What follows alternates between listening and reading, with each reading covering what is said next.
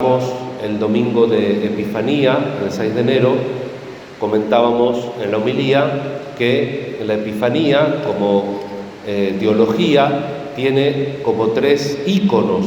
El primero, el propio 6 de enero, los Reyes Magos, Jesús que se manifiesta a los pueblos paganos, a los gentiles, como dice la Biblia. El segundo, fue el domingo pasado, que fue el último día de la Navidad, el bautismo de Jesús. Jesús que se manifiesta a su pueblo.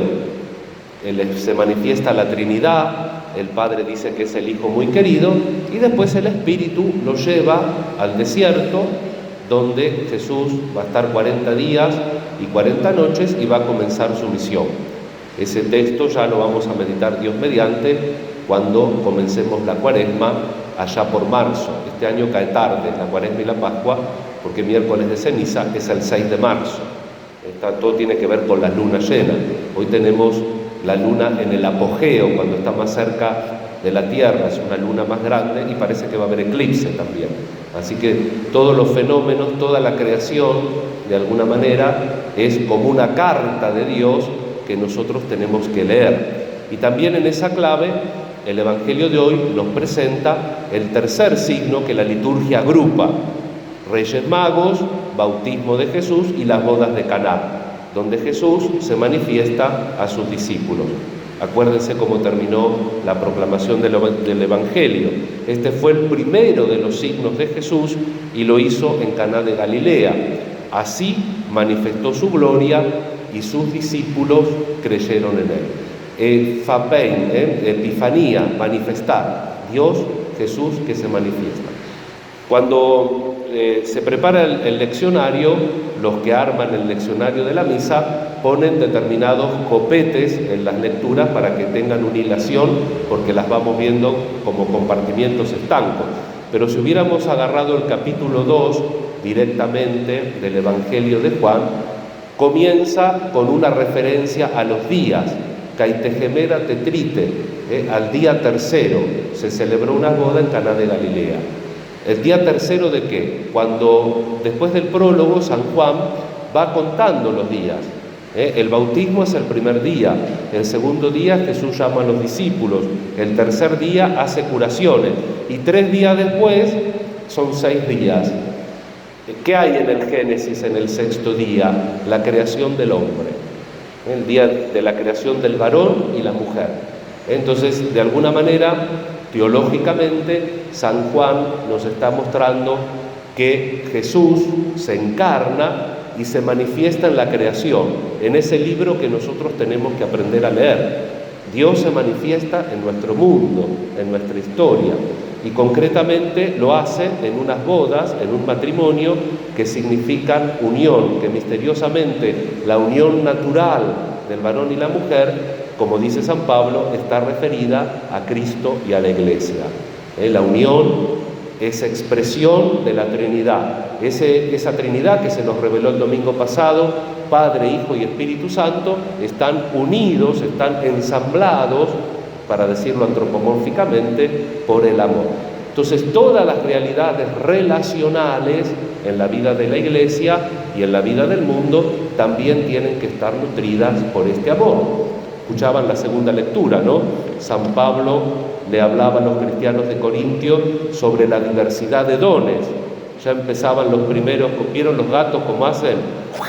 Que se pelean. Ya empezaban las primeras peleas. Entonces Pablo tiene que recordar que hay dones distintos, que hay dones para ejercer, hay otros dones para interpretarlos, hay otros dones para discernir esos dones, pero todo en la unidad del Espíritu. También la unidad de la vida comunitaria es reflejo de donde todo sale de Dios, de la creación, y tenemos que aprender a vivir precisamente en esa humanidad. Pero el mundo real es frágil, hay limitaciones. Entonces, en esta boda que nos presenta el evangelista Juan, que primeramente estaba invitada María a esta boda, vieron cómo construye San Juan, ¿no? Dice, se celebraron unas bodas en Caná de Galilea y la madre de Jesús estaba allí, la pone como principal. También fue invitado Jesús con sus discípulos. Y Jesús, que es el único mediador entre Dios y los hombres, es puesto en la manifestación que hace en esas bodas por la mediación de la Virgen, de la Madre como medianera, porque la Virgen interviene, no tienen vino. ¿Y a nosotros qué? Vinimos a pasarla bien y me trae trabajo. Y la Virgen confía en su Hijo y le dice a los empleados, hagan lo que Él les diga, y vemos esta transformación del agua en vino. Pero pensemos que esta pareja, con este fracaso, que uno puede decir un fracaso menor, falta la bebida, pero celebraban una semana las bodas en la época de Jesús. Imagínense ya comenzar con este mal presagio, que le falta vino. El símbolo del vino es el símbolo de lo que necesitamos para vivir en esta unidad y en esta, digamos así, esperanza que el Señor tiene de nosotros, que vamos escuchando su palabra y que vamos progresando cada día en su seguimiento. Solo no podemos, pero tenemos la intercesión de la Virgen, y ella transforma con su intercesión, pero con el poder del Hijo, todas nuestras carencias, pero para lo cual nosotros tenemos que estar atentos y tenemos que caminar por el camino que Jesús nos trazó. Vamos a pedir al Señor en esta Eucaristía que Jesús también se nos manifieste en la realidad de nuestra vida, si nos falta algo, y que también Jesús nos ayude a tomar en serio la vida de Dios, a tomar en serio el Evangelio. Hoy también en la parroquia, en el territorio parroquial, estamos de fiestas patronales, y la patrona del territorio parroquial es una mártir, Santa Inés, y los mártires llevan hasta el fondo el amor de Cristo. Los mártires transforman toda su agua en vino por el amor de Dios. Por supuesto que no por virtud de ello.